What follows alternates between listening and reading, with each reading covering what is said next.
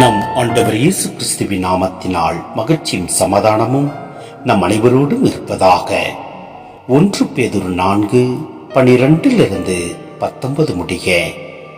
அன்புக்குரியவர்களே, துன்பத்தீயில் நீங்கள் சோதிக்கப்படும் போது ஏதோ எதிர்பாராதது நேர்ந்து விட்டதென வியக்காதீர்கள்.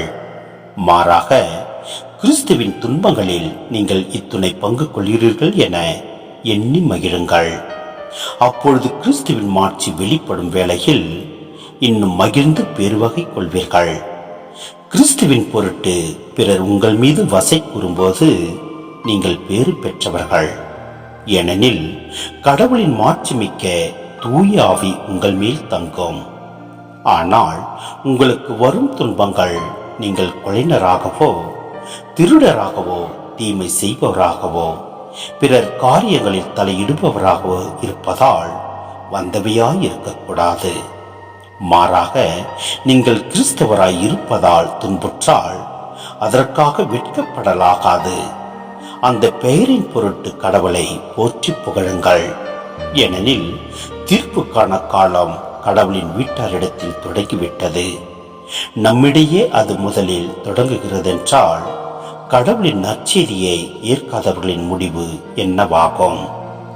நேர்மையாளரை மீட்கப்படுவது அரிதென்றால் இறைப்பற்றில்லாதோரும் பாவிகளும் தண்டனை பெறுவது திண்ணமன்றோ? ஆகவே கடவுளின் திருவுளப்படி துன்பப்படுகிறவர்கள் நன்மை செய்வதில் நிலைத்திருந்து படைத்தவரிடம் தங்களை ஒப்படைப்பவர்களாக அவர் நம்பத்தக்கவர். சிந்தனை: கிறிஸ்துவின் பொருட்டு துன்பம்.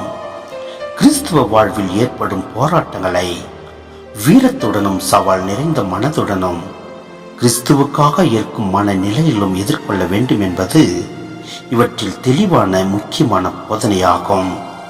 இத்தகைய துன்பங்களை மகிழ்ச்சியுடனும் மன நிறைவுடனும் ஏற்க வேண்டும் என்ற கிறிஸ்துவ பண்பை வலியுறுத்துகிறார்.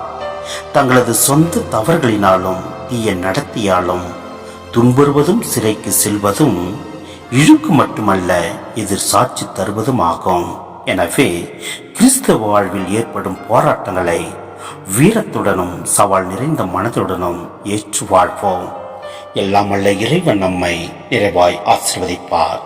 ஆமென்.